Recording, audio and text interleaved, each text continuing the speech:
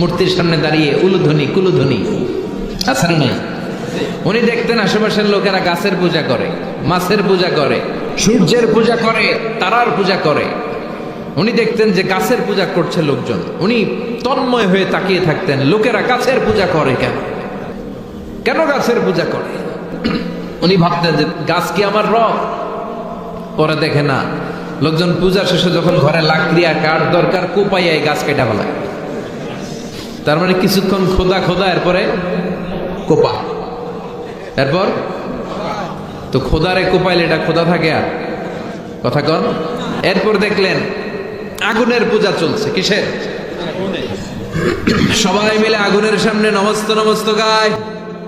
जो तो मिटाना चाहे जीवन का तृष्णा, सुबह शाम बोल बंदे कृष्ण कृष्ण कृष्ण। আগুনের সামনে যে গায়, তুমি তাকিয়ে রইলেন, কিরে গায় কেন? আগুনে কি আমার খোদা? কারণ উনি জানতেন না ওনার রব কে।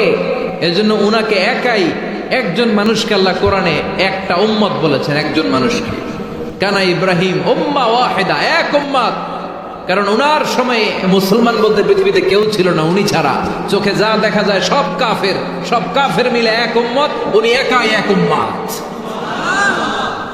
উনি দেখলেন লোকেরা আগুনের সামনে নমস্ত নমস্ত গায়, আগুনের পূজা করে, আগুনকে রব আর খোদা বলে ডাকে।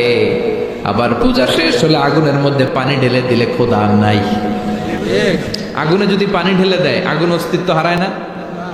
উনি আবার চিন্তায় পড়ে গেলেন, কি রে, খোদা যদি এরকম অস্তিত্ব হারায় তো আমি যেমন করি, খোদার যদি এই দশা হয় আমার হবে কি দশা? এরপর উনি দেখলেন মানুষগুলো মূর্তির পূজা করে। কিসের পূজা? মূর্তির সামনে দাঁড়িয়ে জয় জয় রাম সীতারাম জয় জয়, আছে না নাই?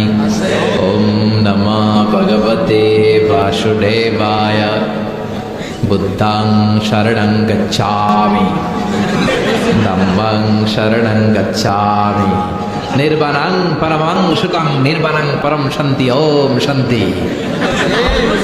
এরকম কিছু মন্ত্র আছে না ওনাদের? ওনারা সাজিয়ে নিয়েছে ওনাদের মতো। সাইয়েদনা ইব্রাহিম দেখলেন এরকম মন্ত্র পড়ে মূর্তির সামনে দাঁড়িয়ে। উনি নিজেকে বুঝাতে পারেন না, কিরে মূর্তির পূজা তারা কেন করে? এই মূর্তিগুলো তো দেখলাম সকালবেলা নিজেরাই বানাইছে, নিজেরা বানাইয়া ওইটারই খোদা করে ডাকে। খেয়াল করে উত্তর দেন। আমি